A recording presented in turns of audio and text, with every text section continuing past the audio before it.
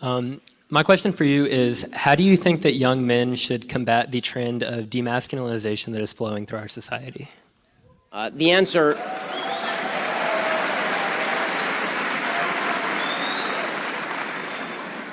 is that young men should do what young men do best. They should serve.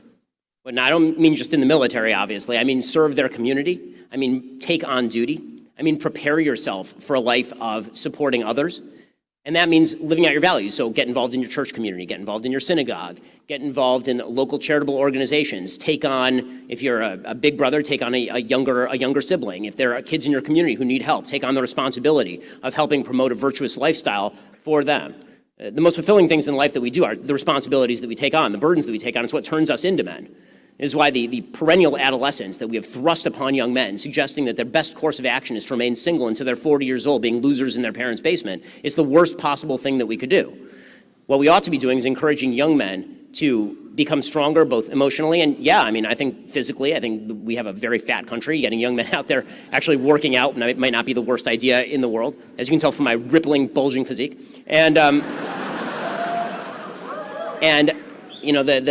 simple fact is that the way that people used to be masculinized in all of Western civilization was they got married fairly young, they had kids, they were expected to go get a job, and they were expected to defend their family. That is what men do. And here's the thing, when men don't do that, this is what I think so much of the transgressive left has missed about all of this. When men don't do that, they do not become feminized. Men become toxic.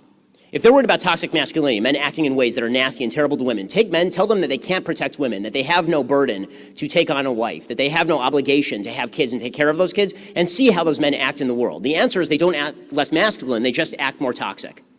Either men are going to channel their aggression and their testosterone into the pursuit of defending things that are worth defending, or they are going to tear down society. And what we are seeing right now is the latter, and then the left is sitting there apparently laughing at that and yelling at Jordan Peterson for having the temerity to tell young men to take on responsibility.